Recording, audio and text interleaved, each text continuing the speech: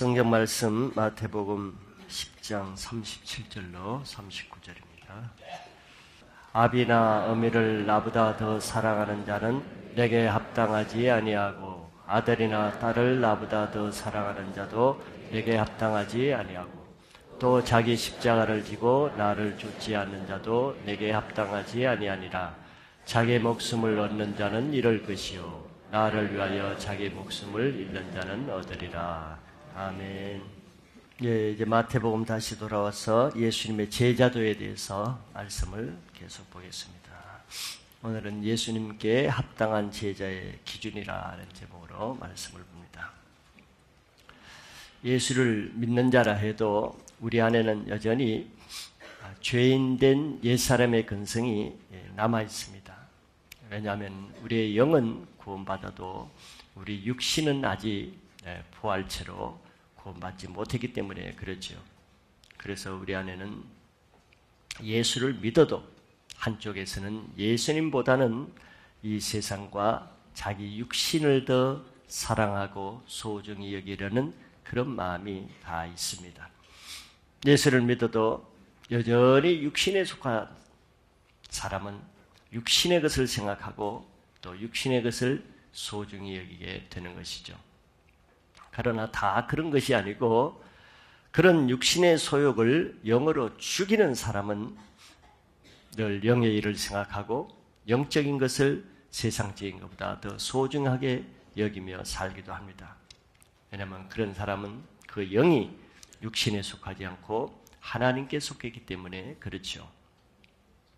자신의 인생에 있어 가장 중요한 첫 자리에 무엇이 놓여 있는가를 우리가 한번 생각해 볼 수 있습니다.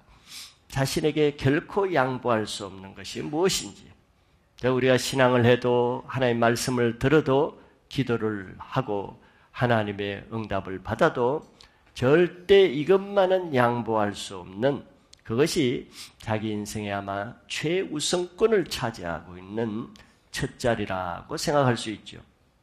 그것이 사실은 그 사람의 인생을 조종하고 있는 우상의 세력이라고 말할 수 있습니다.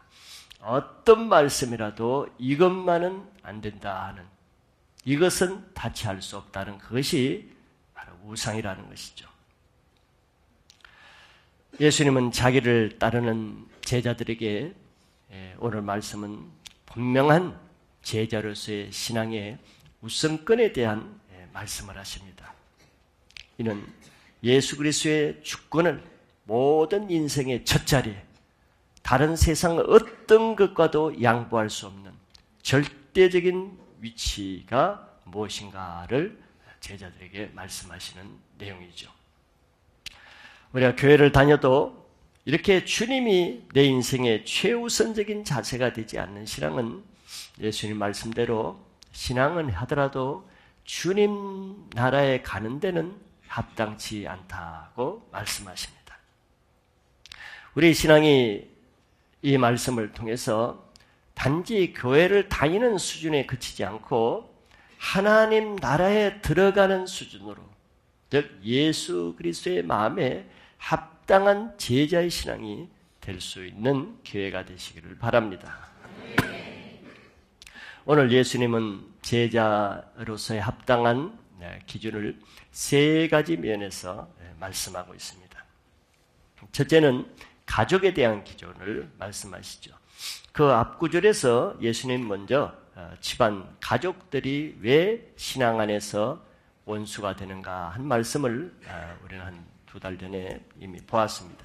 그 연속으로 예수님은 더 자세하게 구체적으로 적용하면서 제자의 기준에 대해서 설명을 하고 있습니다.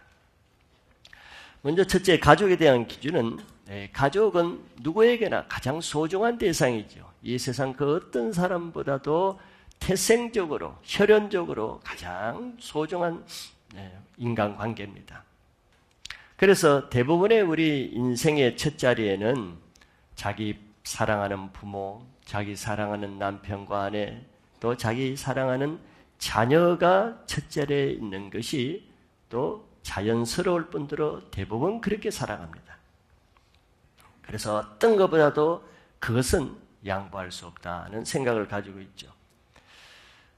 그래서 우리가 예수 그리스도를 내 인생의 첫 자리에 놓고자, 그것은 곧 예수님을 내 마음의 구주로 영접하고자 할 때 가장 첫째 부딪히는 문제가 바로 그 가족이 먼저 원수가 된다는 것을 그 앞절에서 예수님이 이미 말씀하신 것입니다. 그 첫 자리에 있는, 지금까지 내 인생의 첫 자리에 있는 그 사람과 원수가 된다는 거예요. 내 인생의 첫 자리에 남편이 있었으면 그 남편의 원수가 되고, 내 첫 자리에 아내가 있으면은 내가 예수님을, 그 아내의 자리에 예수님을 놓고자 할 때 그 아내가 나의 원수가 될 것이고, 내 인생의 첫 자리에 부모가 있었다 그러면은 예수님이 그 자리를 뺏고자 할 때 부모가 나의 원수가 될 것이고, 자녀가 그 자리에 있었다 그러면 자녀들이 원수가 되는 것은 뭐 하나의 원리죠. 그래서 예수를 믿을 때 바로 그런 사람들로부터 많은 고난과 미움과 핍박이 있게 마련하는 것이죠. 가장 가까운 사람이 원수가 되고 적이 되죠. 그 자리에 비록 친구라면 그 친구와 원수가 되고, 옛날 가장 가까운 동역자였으면 그 동역자가 원수가 되는 것이죠. 바로 이런 선택의 순간이 바로 우리에게 하나님을 더 사랑하는가, 주님을 더 사랑하는가, 사람을 더 사랑하는가, 하나님을 더 우선권을 하는가, 세상을 더 우선권인가, 그런 것을 이제 선택해야 될 하나의 신앙의 시험의 기회가 됩니다. 누구나 한 번은 이 시험을 통과해야죠. 그러지 않으면은 양다리를 걸치고 이것도 아니고 저것도 아닌 주님께 합당하지 않는 종교인으로 살아갈 수밖에 없는 것이죠. 예수 그리스도가 자기 인생에 분명히 구원자요, 생명의 주시요, 온 인생의 심판자요, 왕이시라는 이 믿음이 분명한 사람은 그때 어떤 상황이 어렵고 힘들어도 그때 분명하게 자기의 모든 가족들보다도 자기 인생의 첫 자리에 예수 그리스도를 그 첫 자리에 모실 것입니다. 주님 지금 이걸 요구하시는 것이죠. 그러나 교회를 다닌다 해도 예수님보다는 자기 가족을 더 사랑하는 사람은 그 가족과의 인연을 끊을 수 없고 가족과의 인정을 끊을 수가 없어서 차라리 가족을 위해서 예수님을 저버리는 선택을 하는 사람도 있지요. 그래서 부모가 요구하는 제사도 드려주고, 남편이 요구하는 대로 교회 가지 말라는 말을 들어서 교회를 나가지도 않고, 자녀를 위해서 하나님의 주신 사명도 저버리고 자녀를 우상으로 섬기며 자녀를 종으로 섬기는 초라한 인생으로 사는 사람도 있는 것입니다. 그런데 오늘 말씀에 우리가 오해할 수 있는 내용은, 아버지나 어머니를 나보다 더 사랑하는 자는 내게 합당하지 아니하고 아들이나 딸을 나보다 더 사랑하는 자도 내게 합당하지 아니하며 라는 이런 말씀에서 오해하기 쉬운 것은, 그럼 부모나 자식이나 배우자를 사랑하지 말라는 것인가, 이렇게 오해할 수도 있지만, 그러나 이 말씀은 그것이 아니죠. 저게 중요한 구절 하나가 더라는 말입니다. 사랑하지 말라는 말은 어디에도 없죠. 더라는 말이 있어요. 나보다 더 사랑하는 자도 내게 합당치 않고 그랬지, 부모나 아비나 자녀를 사랑하는 자는 합당치 않다, 그렇게 말씀하신 것은 아니죠. 왜냐하면 성경은 구약에서부터 신약까지 내 부모를 공경하고 순종하라 그러고 내 자녀를 하나의 말씀으로 잘 양육하고 교육하라고 했지, 사랑하지 말라는 말은 어디에도 없기 때문입니다. 그 단서는 항상 주 안에서 하라고 하죠. 주 안에서 내 부모를 공경하고 주 안에서 내 부모를 존경하라. 주 안에서 하라는 것은 주님의 뜻에 따라서, 주님의 말씀에 순종해서, 주님의 기준에 따라서 그렇게 하라는 것이죠. 여기 더라는 말은 우리가 잘 알듯이 부모를 사랑하되 예수님보다는 더 사랑하지 말라는 것이죠. 자녀를 사랑하되 예수님보다는 더 사랑하지 말라는 뜻이죠. 남편과 아내를 사랑해야 되지만 예수님보다는 더 사랑하면은 그 사람은 나에게는 합당치 않다 그랬어요. 그 가족에게는 합당한 사람이 될지 몰라도 나에게는 합당치 않다 그랬습니다. 비록 가족을 사랑하는 것은 좋은 일이지만서도 그것을 주님보다 더 사랑하는 것은 우상이 되기 때문에 그렇습니다. 우상은 다시 말하지만 우상의 배후에는 사단 마귀가 조종하고 있다는 것을 우리는 알기 때문이죠. 그래서 부모나 자식을 예수님보다 더 사랑하는 그런 육적인 사랑을 하면은 결코 그 가족을 예수를 믿게 할 수 없을 뿐더러 그 사람은 예수를 믿지 못하게 막는 사단의 계략의 도구로 쓰이게 됩니다. 나 때문에 가족을 예수 믿지 못하게 하는 사단의 도구가 된다는 거예요. 실제로 그렇죠. 그래서 우리는 믿지 않는 가족을 정말 사랑하기를 원한다면, 정말 그 영혼을 구원하기를 원하고 정말 그 가족을 생명으로 구원하기를 원한다 그러면은 인정 차원의 사랑을 넘어서야 됩니다. 진정으로 가족의 영혼을 사랑한다면은 예수님의 말씀에 순종해서 예수님의 말씀을 증거함으로써 그 가족을 가족 안에서 하나가 되게 할 수 있다는 것이죠. 예수님 자신도 육신의 가족이 있었습니다. 부모도 있었고 그 동생들도 있었죠. 그러나 예수님도 육신의 가족을 영적인 차원으로 대했습니다. 육적으로는 육신의 부모가 원하는 대로만 하시지는 않았죠.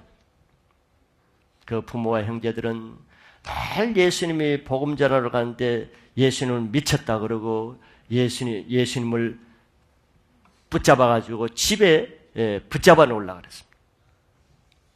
그러나 예수님은 그 가족들의 뜻과 달리 늘 하나님 나라의 말씀을 전하러 다니셨죠. 그러는 어느 날 예수님의 말씀을 전하고 있는 중에 또 그 육신의 어머니와 동생들이 예수님을 붙잡으러 왔어요. 그때 그 제자들이 예수님께 말씀했습니다. 주님의 모친과 동생들이 왔습니다. 이렇게 했죠. 마태복음 12장 48절 이하에 보면은 이렇게 기록되어 있습니다. 말하던 사람에게 대답하여 이르시되 누가 내 어머니며 내 동생들이냐 하시고 손을 내밀어 제자들을 가리켜 이르시되 나의 어머니와 나의 동생들을 보라. 누구든지 하늘에 계신 내 아버지의 뜻대로 하는 자가 내 형제요 자매요 어머니라 하시더라.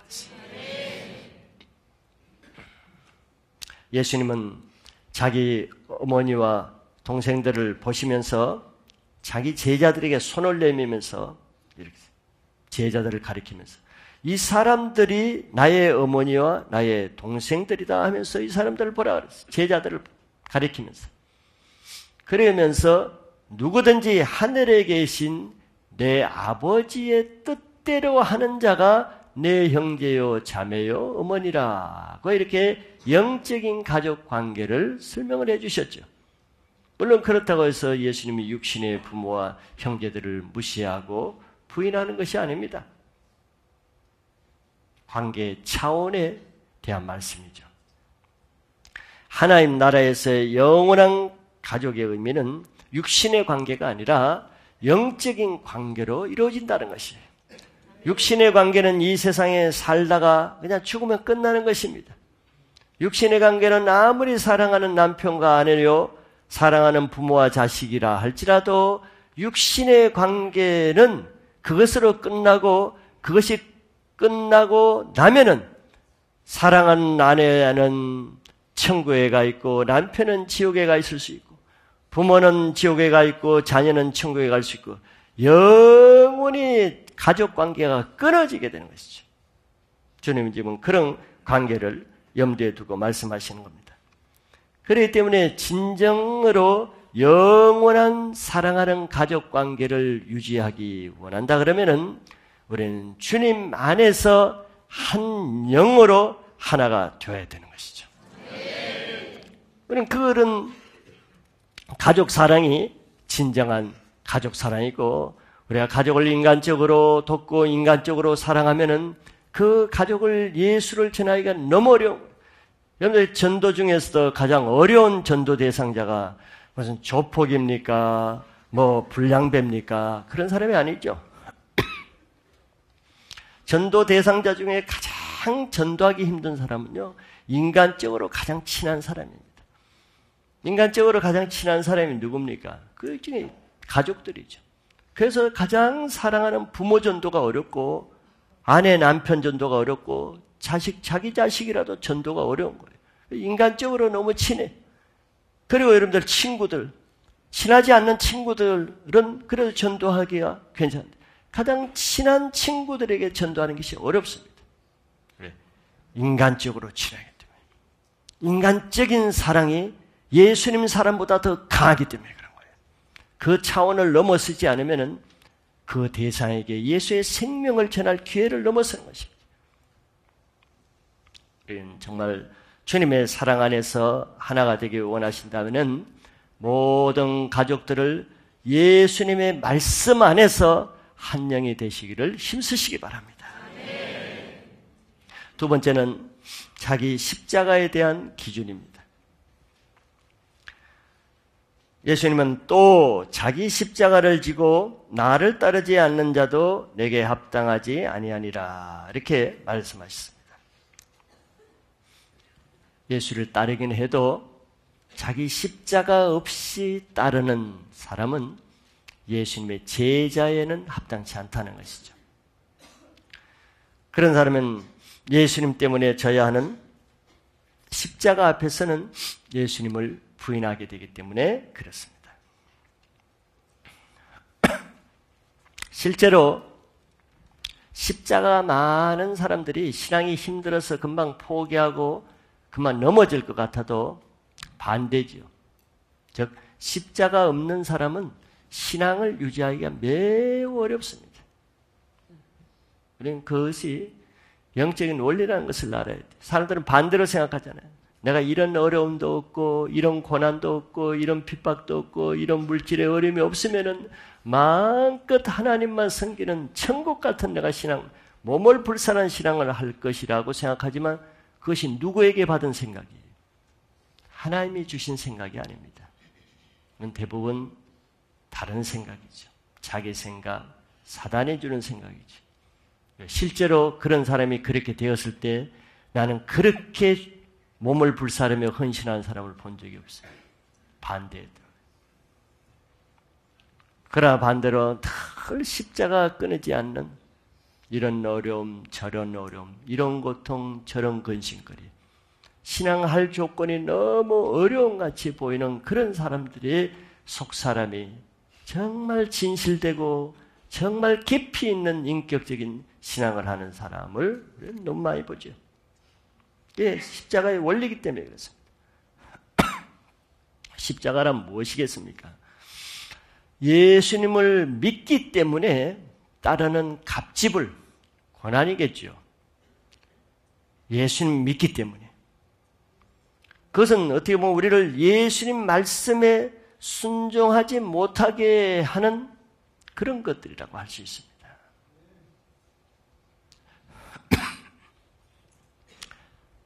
뭐 그런 대상은 많이 있겠지만 우리를 예수님을 따르지 못하게 하는, 예수님 말씀에 순종하지 못하게 하는 것들이 사람마다 다 다르겠죠. 자기의 의가 강한 사람은 정말 주님 말씀 따르는 것이 너무 어렵겠죠. 물질을 주님보다 더 사랑하는 사람은 늘 물질 문제에 묶여서 따르지 못하겠죠. 세상을 사랑하고 오락을 즐기고 또 충성하는 것보다는 게으르고 불순종하는 이런 사람들은 그것이 주님을 따르지 못하게 하는 원인이 될 것입니다. 그건 십자가가 뭐겠어요? 그것에 대해서 그것에 집착하는 자기 육신의 세력을 십자가에 못 박아 죽이는 것이죠. 이게 곧 고난입니다. 이게 갑주불이고 이게 손해요, 희생이요. 이것이 주님 앞에 드려지는 제물입니다. 주님 앞에 뭔가 내가 주님 때문에 소원해보고 희생하고 드려지는 것이 있어야 주님으로부터 주어지는 것도 있는 거예요. 나는 주님으로부터 아무것도 드려지고 희생하고 억울하고 애매한 소원에는 안 보려고 그러면서 늘 내 욕심을 채우기 위해서 주님께 애매한 손해를 끼치고 주님께 애매한 고난을 요구하고 희생을 요구하는 신앙은 그는 육신의 신앙이라고 할 수밖에 없는 거죠.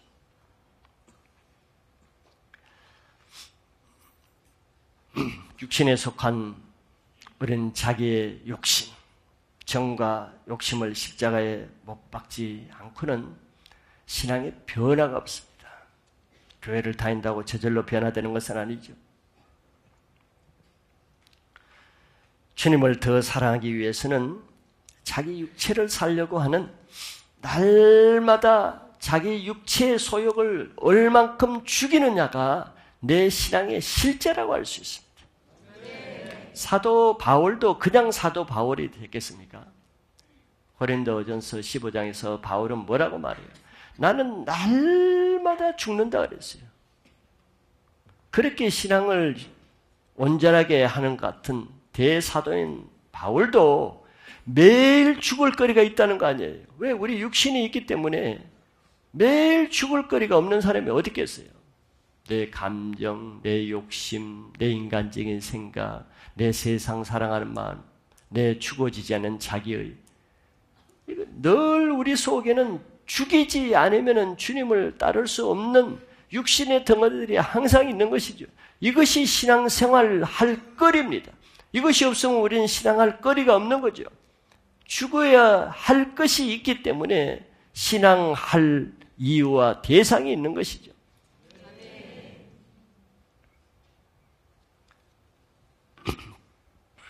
예수님은 자기 자신은 죄가 없으심에도 불구하고 우리들 죄 때문에 다른 사람의 죄 때문에 날마다 죽어져야 될 것들을 죽어졌잖아요.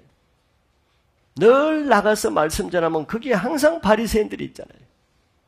늘 자기를 정죄하고 고속거리를 찾고자 하는 율법사들이 있잖아요. 예수님 자신도 매일 우리들의 죄, 우리 인간들의 죄 때문에 날마다 자기 자신을 십자가에 죽지 않고는 하루도 아마 복음 전할 수가 없었을 거예요. 못된 것들이 항상 예수님 말씀 전할 때 나타났으니까. 이것이 우리 신앙의 원리입니다. 우리가 자기 죄에 대해서 죽을 수 있는 사람만이 남의 죄에 대해서 죽을 수가 있는 것이죠. 이것이 신앙의 원리고, 자기 죄에 대해서 죽는 것이 없이는 내 안에 새로운 삶도 주어지지 않습니다.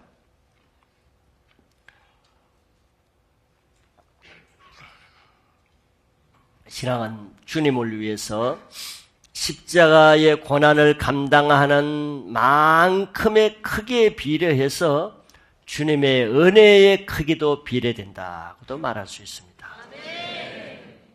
로마서에서 은혜가 더한 곳에, 고난이 더한 곳에 은혜도 더하는 거예요.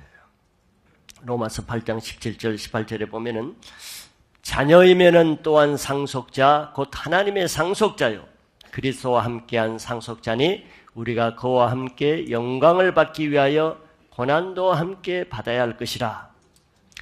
생각하건대 현재의 고난은 장차 우리에게 나타날 영광과 좋게 비교할 수 없도다. 이게 신앙의 원리잖아요.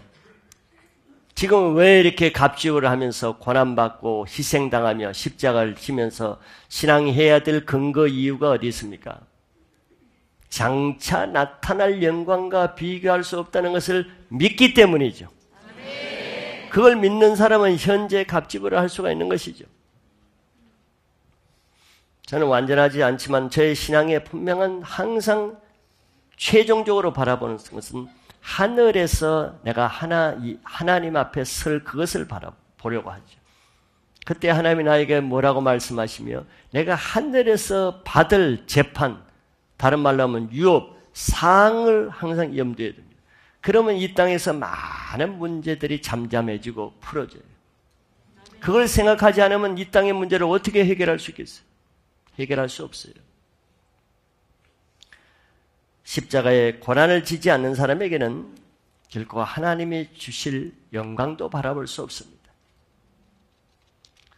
우리는 이 땅에 사는 동안 비록 핍박이 있지만서도 그 핍박의 대가는 그 핍박의 고난의 강도보다 더 크다는 것을 믿는 사람은 그 고난을 감당할 수가 있는 것이죠.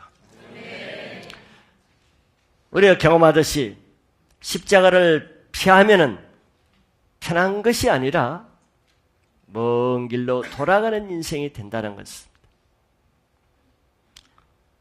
하나님 말씀대로 순종해서 가지 않는 이스라엘 백성들처럼 십자가를 지지 않으면은 늘 가데스 바나에서 되돌아오는 인생이 된다는 것. 그것은 40년 동안 광야에서 똑같은 생활을 반복하는 것. 새로운 것이 없습니다. 40년 동안 똑같은 길을 왔다 갔다 하다가 결국 만나 먹고 광야에서 죽는 인생이에요.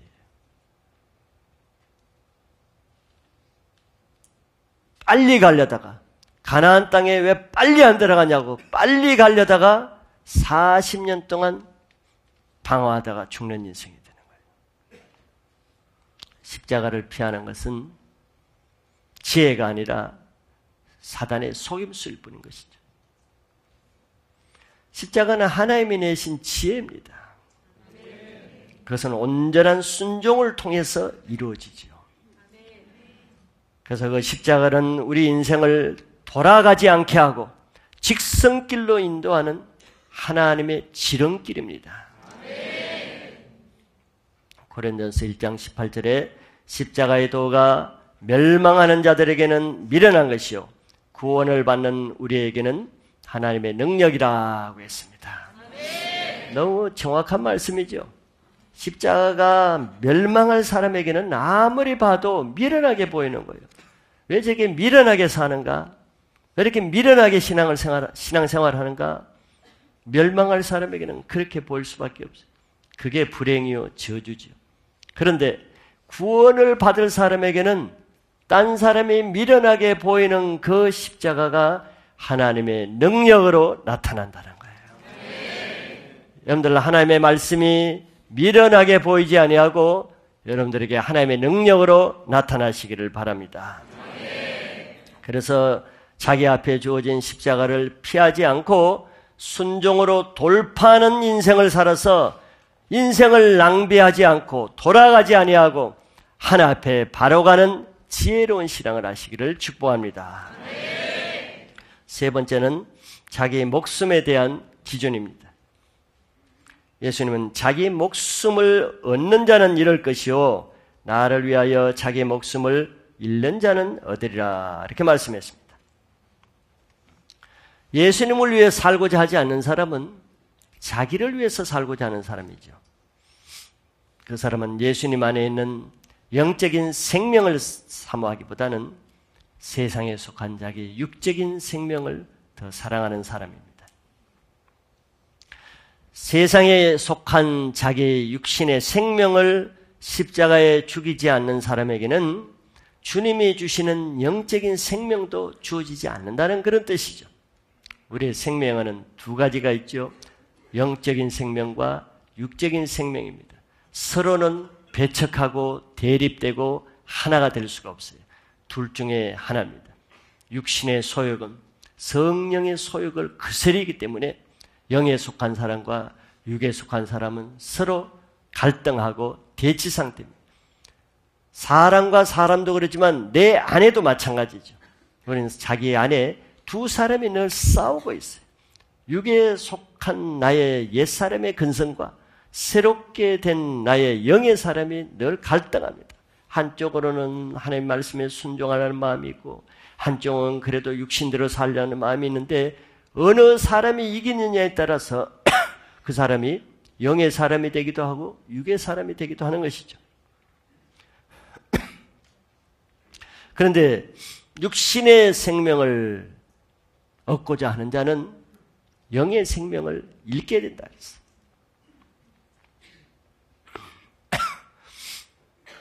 교회를 다녀도 그래서 육신적으로 사는 사람에게는 그래 많은 말씀을 듣고 신앙을 하는 것 같아도 영적인 생명이 없습니다. 영성이 없어요. 영적인 변화가 없습니다. 영어로는 죽어 있는 것이죠. 몸은 교회에 나와 있어도 영은 죽어 있는 것이죠. 예수님은 그것을 자기 목숨을 얻는 자는 잃을 것이요 그래서 교회에 와서까지 자기 육신의 목숨을 위해서 살아. 먹고 사는 일을 위해서 교회를 다니. 자기의 육신의 생명을 더 보강하기 위해서 말씀도 듣고 예배도 드려. 그러니 영의 생명은 이루어질 것이죠. 이럴 것이라고 했습니다. 그러나 예수님은 나를 위해서 자기 목숨을 잃는 자는 얻으리라 그랬습니다.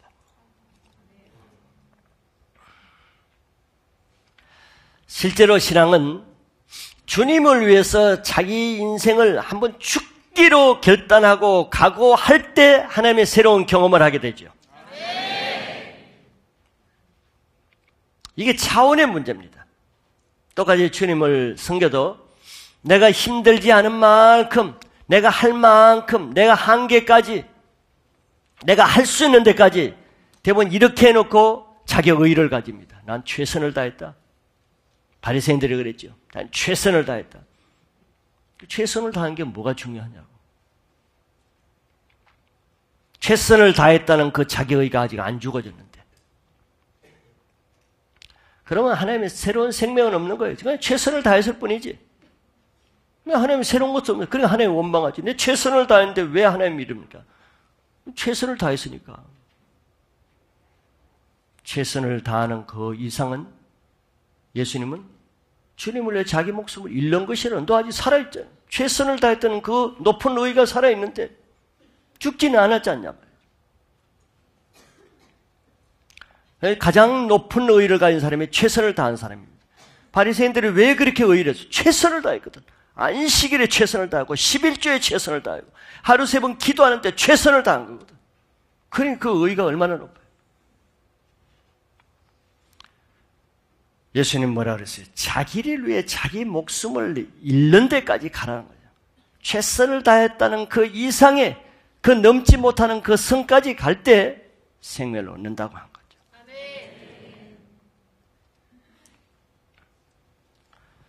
이것이 십자가입니다. 예수님은 최선을 다하되 마지막 최선은 십자가에 자기가 죽으시는 것이었어요. 죽으시는 것에서 부활이 나타나는 것이죠. 십자가에 죽는 것은 자기 인생을 생명의 주인 대신 예수님께 완전히 맡기는 거예요. 내가 붙들고 최선을 다하는 것이 아니라 그것까지도 맡기는 것입니다. 그런 사람이 온전한 믿음이죠. 그래서 우리는 영적인 생명을 가지기 원한다 그러면 세상에 속한 나의 육신의 한계, 나의 생각의 한계, 나의 지혜의 한계까지도 머리에서 발끝까지 모든 100%를 주님의 십자가에 못 박아 죽이면은 그때 부활의 새로운 인생을 주신다는 뜻이죠.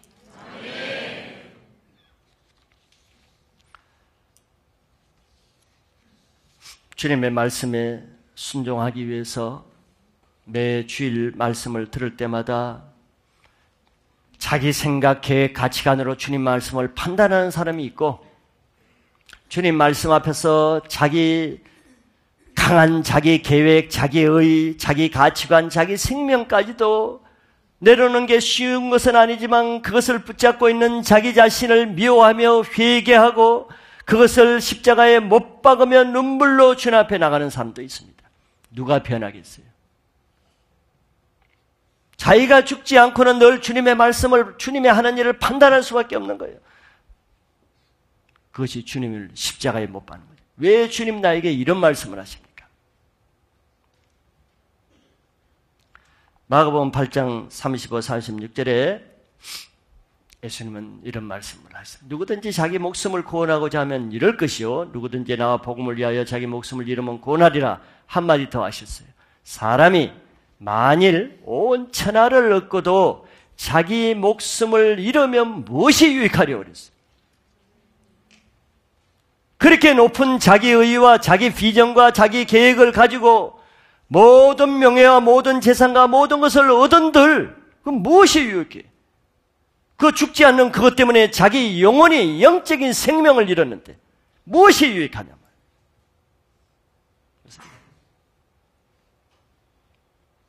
유대인, 바리새인, 서기관, 율법사들에게 저 말씀을 하시죠. 그래, 너희들이 안식일을 그렇게 잘 지키고 그렇게 율법 잘 지키고 기도 열심히 하고 금식했다. 그래, 너희의 의의를 다 이뤘다. 근데 지금 너희 안에 너희 생명을 얻지 못하면 그 너희가 한 의의가 무슨 소용이, 무슨 유익이 있겠느냐 말이야. 매주일 주일 예배를 지키고 말씀도 읽고 기도도 하고 모든 것을 해도 너희 안에 영적인 생명이 없으면 무슨 유익이 있겠느냐.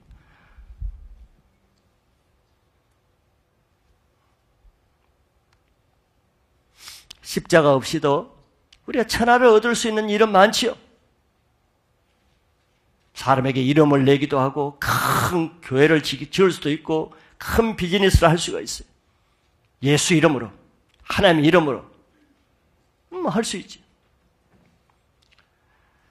그러나 그 한 가지, 그런 것들로는 영적인 생명을 얻는 거랑 상관없다는 거예요. 그럼 그것이 무엇이 유익하냐 말이에요. 우리는 뭘 유익한 걸로 생각하냐 말이에요. 목회를 잘해가지고 사람 앞에 훌륭한 목회자라는 소리를 듣는 것이 내 인생의 가장 유익이라고 생각하면 나는 그 일을 위해 살 거예요. 그렇게 하고 남은 다 구원하고 자기 생명을 잃으면 그 목회 무엇이 유익해? 바울이 한 말이에요. 바울은 그렇게 하지 않기 위해서 늘 자기를 죽인다는 거예요. 쳐서 복종한다는 거예요. 무엇을 위해서 신앙하느냐는 거죠.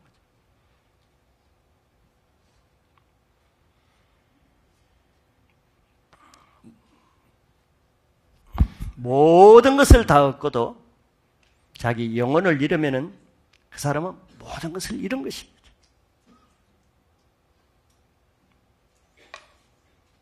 주님을 위해서 내가 아무것도 죽어진 것이 없으면은 주님이 하시는 아무것도 내 인생에 일어나지도 않습니다.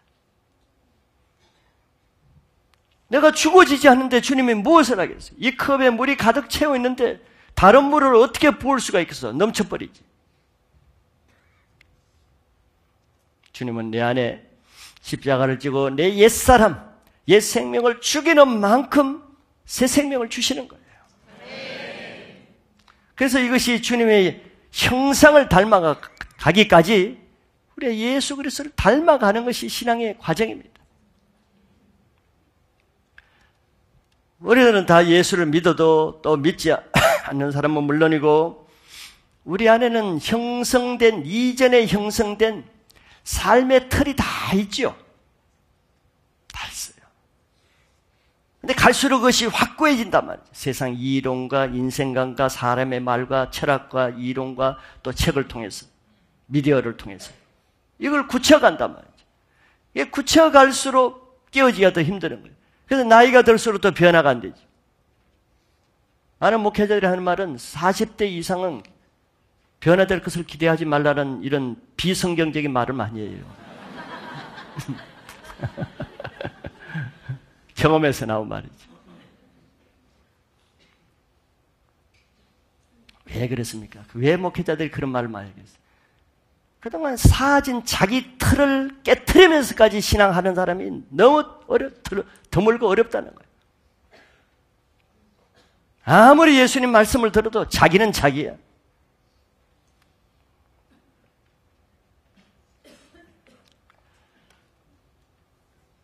이전에 형성된 자기의 틀을 깨트리지 않는 이상은 자기 그 틀이 나는 상자 속에 평생 그 동굴 안에 살다가 그 상자 안에서 죽는 인생이 됩니다. 초라한 인생이 되는 거예요.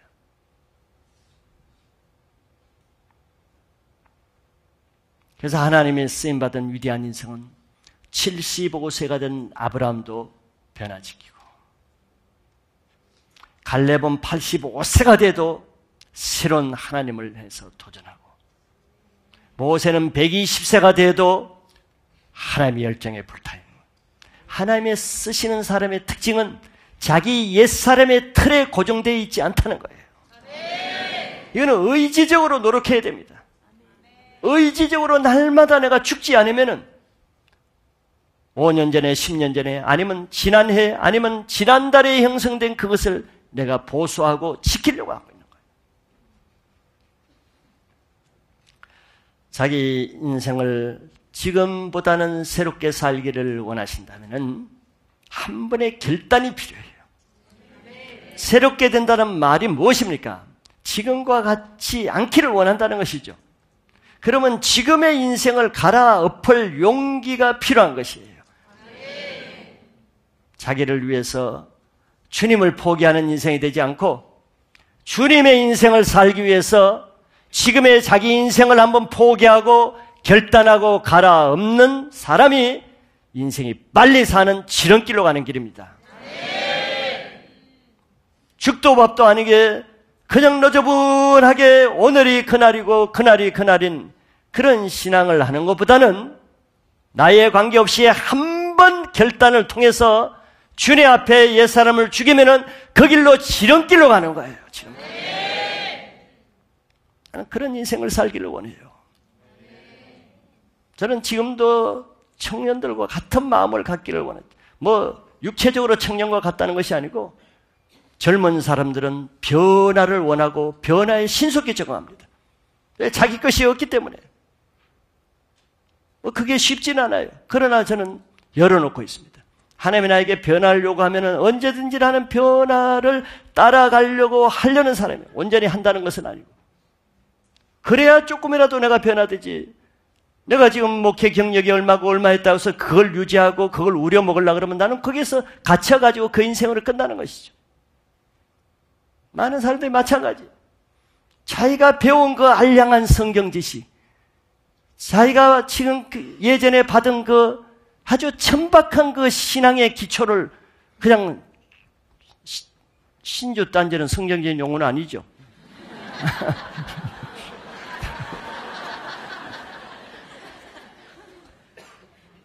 그걸 무슨 자기의 우상덩어리처럼 여기고 모든 것을 자기 쫑지 같은 그 철학관, 인생관, 신앙관에 메어가지고 판단하고 거기에 잡혀있다가 그냥 꽁생원처럼 죽는 인생을 사는 사람의 부지기시.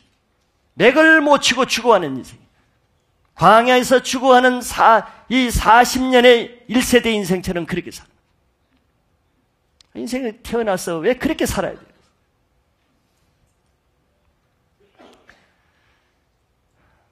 사단은 옛사람을 가지고 우리를 조종합니다. 옛가죽 부대를 가지고 우리를 발목을 잡고 있는 거예요.